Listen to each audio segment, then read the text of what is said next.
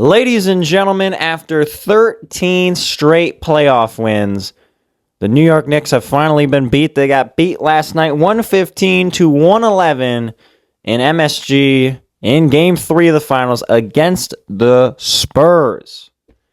The Spurs beat the Knicks, and it's by far the best the Spurs have looked in this series, and it's not even close either.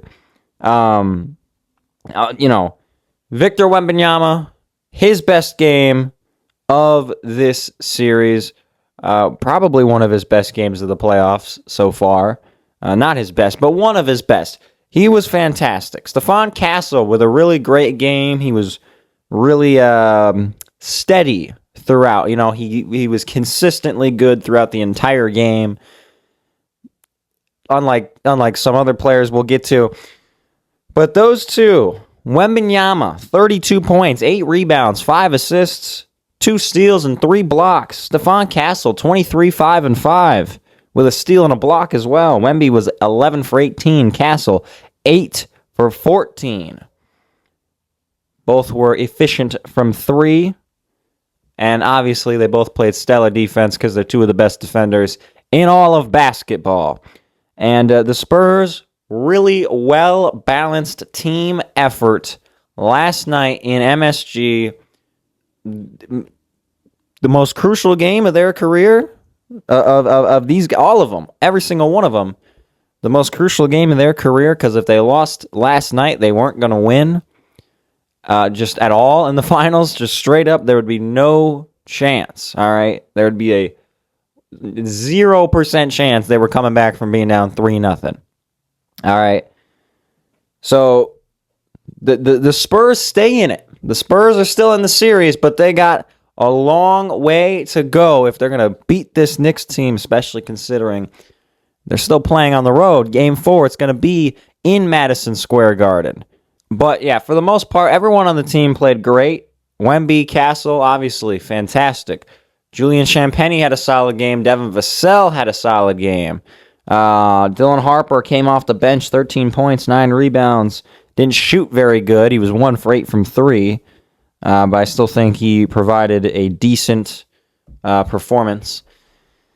De'Aaron Fox continues to shoot awful. He was 4 of 14 last night and 0 for 5 from 3. He had 12 points. He did have 8 assists, and one of his buckets coming down the stretch was really big for the Spurs. Was it a good game? Was it a bad game? I don't know. It was a weird game. He's got to start shooting better. You'd think if De'Aaron Fox was shooting better, the Spurs wouldn't be down 2-1 right now. But in any case, the Spurs with a really well-balanced victory in Game 3. Well-balanced is not how you would describe the New York Knicks in Game 3, however, because throughout the first half, maybe, and funnily enough, that's when the Knicks were winning. But the second half of the game, boy, that was a tough watch offensively for the Knicks. And in the fourth quarter, I don't know if there was a single Knick who scored in the fourth quarter whose name was not Jalen Brunson or OG Anunoby. I mean, what was that? That was a terrible fourth quarter from the Knicks.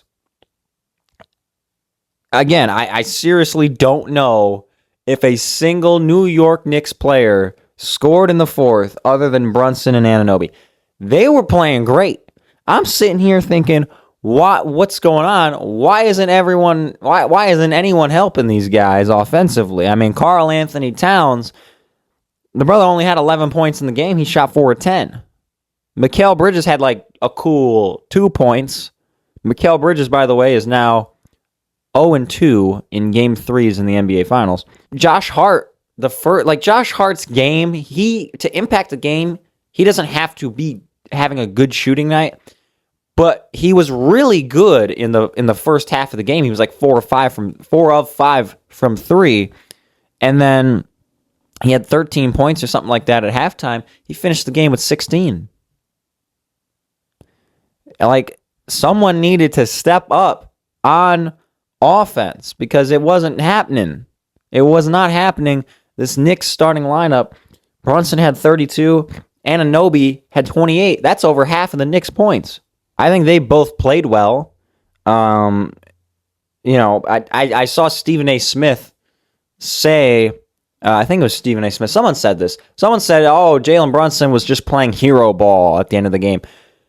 If I was Jalen Brunson, I would have done the same thing because these other brothers weren't scoring. You know what I'm saying? Like these guys weren't scoring or even really attempting to score. I mean, not to say that like, oh, that's what they should have done necessarily. I mean, I thought the offense was not like the offensive game plan in that fourth quarter was trash. But like, what else are you gonna do? They're not, it really seemed like everyone was like, all right, let's get the ball to Jalen and let's watch him do something.